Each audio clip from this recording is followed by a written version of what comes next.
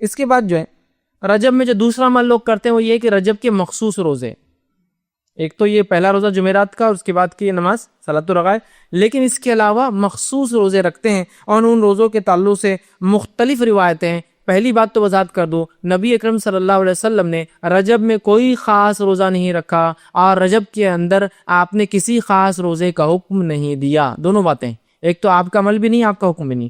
نبی اکرم صلی اللہ علیہ وسلم رجب میں کوئی خاص روزہ نہیں رکھا اور کسی خاص روزے کے رکھنے کا حکم نہیں دیا، یاد رکھیے۔ اب جو لوگ یہ روایتیں بیان کرتے ہیں رجب کے روزوں کی، وہ سب من گھڑت ہے، یاد رکھیے۔ یا محدثین کے اقوال ایسے موجود ہیں کہ جب تم دیکھو کہ کسی حدیث میں یا کسی عمل کے بہت زیادہ فضائل پتہ چل رہے ہو تو جان لو کہ یہ فضائل من گھڑت ہے یا وہ حدیث من گھڑت ہوں گی، صحیح روایتوں کے مقابلے میں، یاد رکھیے۔ صحیح روایتیں جیسا مثال کے طور پہ شب قدر کی فضیلت کیا ہے؟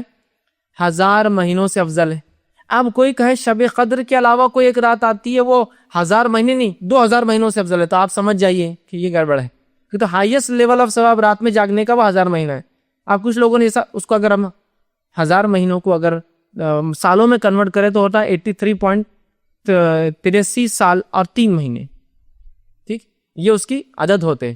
آپ کو کہے ایک رات جاگنے کا روزہ رکھنے کا 120 سال کے گناہ معاف ہوتے، تو آپ سمجھ جائیے کچھ تو بھی گڑبڑ ہے۔ جس رات کے جاگنے کی بات قرآن کہہ رہا ہے، جس رات کی عبادت کو قرآن 1000 کہہ رہا ہے، اور کوئی 120 سال کہے تو سمجھ جائیے کچھ نہ کچھ، مطلب بہت کثیر ثواب جو کہ صحیح اعمال کے مقابلے میں آ رہا، سمجھ جائیے من گڑت ہے۔ اب دیکھیے کیا روایت بیان کی جاتی ہے اس میں روزوں کی فضائل میں۔ روایت اس طرح سے موضوع ہے، یاد رکھیے روایت موضوع ہے، اللہ رب العزت رحم کرے۔ میں صرف روایت کرنے کے اعتبار سے کہہ رہا ہوں، وہ ایسا کہا جا رہا ہے کہ اللہ کے رسول نے اس میں کہا، جبکہ وہ روایت موضوع ہے۔ حدیث کے الفاظ اس طرح سے، مطلب وہ حدیث جو موضوع ہے، جو آپ کی طرف من گڑت منسوب کی گئے الفاظ یوں ہیں: بے شک رجب کا مہینہ عظمت والا مہینہ ہے، اور آگے اس کے الفاظ ہیں: جو شخص اس میں ایک دن کا روزہ رکھے اللہ تعالیٰ اس کے لیے 1000 سال کے روزے لکھ دیتا ہے، اور 2 روزے رکھے تو 2000 سال کے روزوں کا ثواب لکھ دیتا ہے، اور 3 روزے رکھے تو 3000 سال کے روزوں کا ثواب لکھ دیتا ہے۔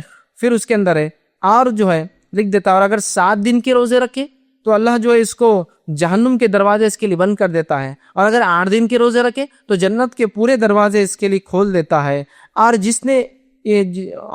جس میں سے چاہے جنت میں تاکہ داخل ہو جائے۔ اور جو شخص 15 دن کے روزے رکھے اس کی برائیوں کو نیکیوں میں تبدیل کر دیا جاتا ہے، اور ایک منادی دینے والا آسمان پہ اعلان کرتا ہے: اللہ تعالیٰ نے تمہاری مغفرت کر دی، اب تم نئے سرے سے عمل شروع کرو، ٹھیک ہے۔ اور جو شخص اس میں زیادہ سے زیادہ روزے رکھے اللہ تعالیٰ اس کو زیادہ سے زیادہ عطا فرماتا ہے۔ یہ روایت موضوع ہے اور من گڑت ہے۔ امام الجوزی نے اپنی موضوعات اپنی کتاب الموضوع کے اندر اس کو روایت کیا، اور اکثر محدثین نے اس کو اپنی موضوعات کے اندر روایت کیا کہ یہ روایت صحیح نہیں ہے۔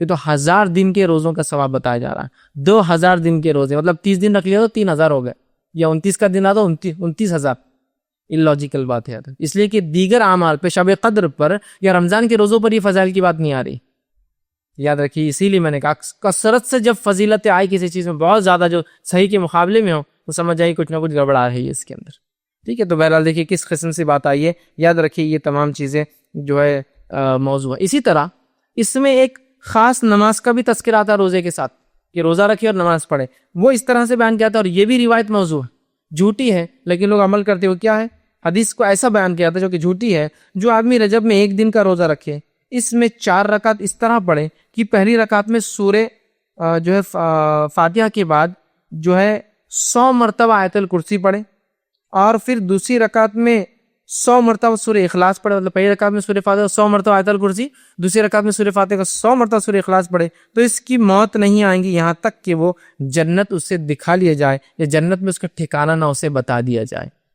مطلب روزہ رکھے اور روزہ رکھنے کے بعد 4 رکعت اس روزے میں یہ نماز پڑھے، کیا نماز پڑھے جو بتایا جا رہا طریقہ کہ سورہ فاتحہ کے بعد 100 مرتبہ آیت الکرسی، سورہ فاتحہ کے بعد 100 مرتبہ سورہ اخلاص، تو فائدہ کیا ہوگا اس کو؟ نہیں مرے گا مگر جنت میں اس کا ٹھکانہ بتا دیا جائے گا کہ تم یہاں رہنے والے ہو جنت۔ یہ صحیح روایت نہیں ہے، یاد رکھیے یہ موضوع ہے۔ تو بہرحال اس مہینے کے اندر کوئی نماز ثابت نہیں، یاد رکھیے کوئی روزہ خاص ثابت نہیں۔ اسی طرح ایک اور جو ہے بات نبی اکرم صلی اللہ علیہ وسلم کی طرف منسوب کی جاتی ہے، ایک اور روایت بیان کی جاتی ہے رجب کے فضائل میں، وہ کیا ہے وہ بھی رکھ دیتا ہوں۔ یوں بیان کیا ہے: جو شخص رجب میں 3 دن کے روزے رکھے گا اللہ اس کو پورے مہینے کے روزوں کا ثواب لکھ دے گا، اور جو 15 دن کے روزے رکھیں گا اللہ تعالیٰ اس کے لیے اپنی رضامندی لکھ دے گا، اور جس کے لیے رضامندی لکھ دی جائے گی اسے عذاب نہ دے گا، اور جو پورے مہینے کے روزے رکھیں گا اسے اللہ تعالیٰ آسانی سے اس کا حساب کر لیں گا۔ یہ روایت بھی صحیح نہیں ہے، لہٰذا ہمیں پتہ چلا رجب کے اندر کوئی بھی عمل نماز کے معاملے میں سنت سے ثابت نہیں، خاص کوئی بھی عمل اور روزے کے تعلق سے خاص سنت سے ثابت نہیں۔